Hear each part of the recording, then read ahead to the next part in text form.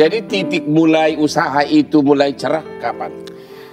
Sebenarnya mulai titik Mulai berduit lah. mulai berduit sih sebenarnya resellernya udah semakin banyak. Ya. Jadi waktu itu karena resellernya masih door to door, masih daerah Bandung, karena aku kan asalnya dari Bandung. Akhirnya mulai tuh Instagram. Nah, aku mulai promosi di Instagram. Oke. Dulu kan belum ada Instagram tuh kalau misalnya endorse tuh belum bayar kan. Jadi kayak ngasih produk posting. Dari situ udah mulai agak naik penjualan. Akhirnya dari situ aku mulai buka kayak usaha salon kecil-kecilan gitu. Dulu belum ada klinik. Kalau sekarang kan alhamdulillah sih udah ada dokter spesialis, alat-alat udah lengkap. Kalau dulu tuh masih kayak seadanya. Itu dengan modal sendiri ya? Dengan modal sendiri. Produk-produk Awal modal dulu dari reseller itu, dari aku jualan produk itu 30 juta aku jadiin untuk buat salon kecil-kecilan itu. Oke. 30 juta untuk bikin salon kecil-kecilan. Ya. Setelah itu? Jadi kan aku nabung tuh sampai 30 juta bikin salon kecil-kecilan.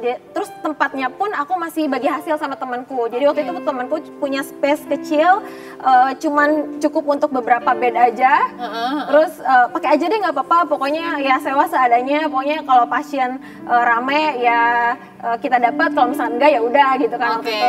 Jadi akhirnya aku buka salon kecil-kecilan. Ya dari situ mulai dikenal sama customer di Bandung, karena awalnya di Bandung, dan mulai tuh banyak customer yang udah mulai percaya datang ke salonku itu waktu itu. Jadi langganan gitu ya, mulai jadi langganan. Jadi kau merasa nggak bahwa kamu sukses sekarang ini adalah karena faktor kegigihanmu? Iya, jadi benar-benar aku sih orangnya berani mengambil resiko sih. Jadi aku tuh bersahabat banget sama resiko. Jadi dari awal bersahabat dengan resiko itu bahasa itu kelihatan sederhana, tapi itu adalah salah satu yang sering didengung-dengungkan oleh para orang-orang yang sudah top.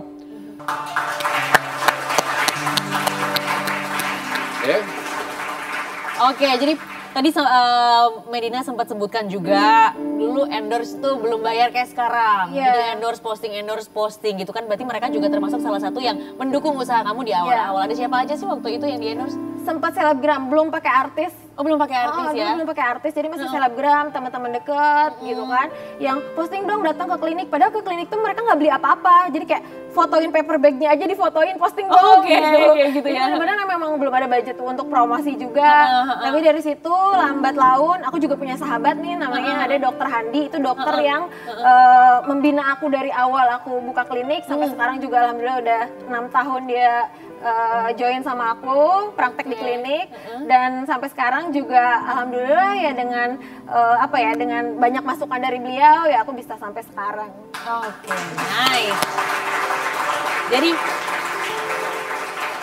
dengan modal 30 juta di space yang kecil punyanya temen, bikin salon kecil-kecilan, sekarang klinik kecantikannya sudah ada berapa tadi? 7 cabang. Sudah ada 7 cabang. Kalau boleh tahu karyawan yang dimiliki di klinik kecantikannya aja tuh berapa sekarang?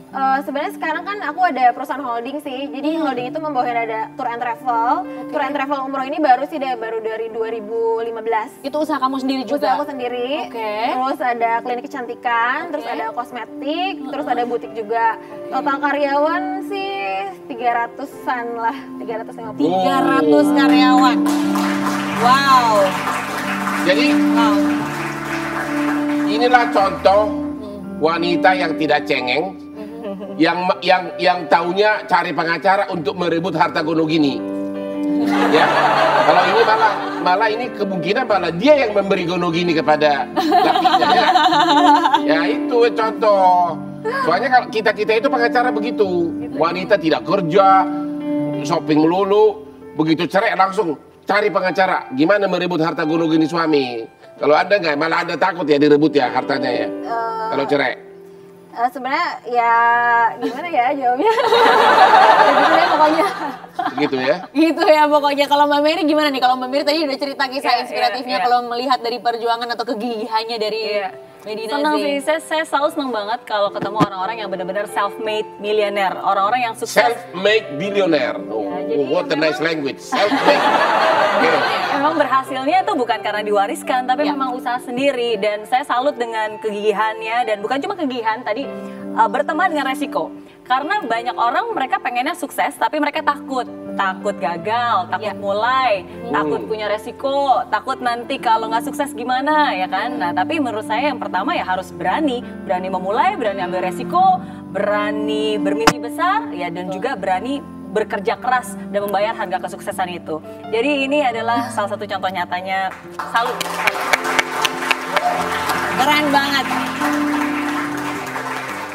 Kita udah ngobrol-ngobrol dengan Medina Zain, udah tahu bisnisnya apa aja, apa yang sedang digeluti sekarang. Nanti kita akan ngobrol-ngobrol lagi dengan Wonder Woman Indonesia ini. Jangan kemana-mana, tetap di Hotman Paris Show.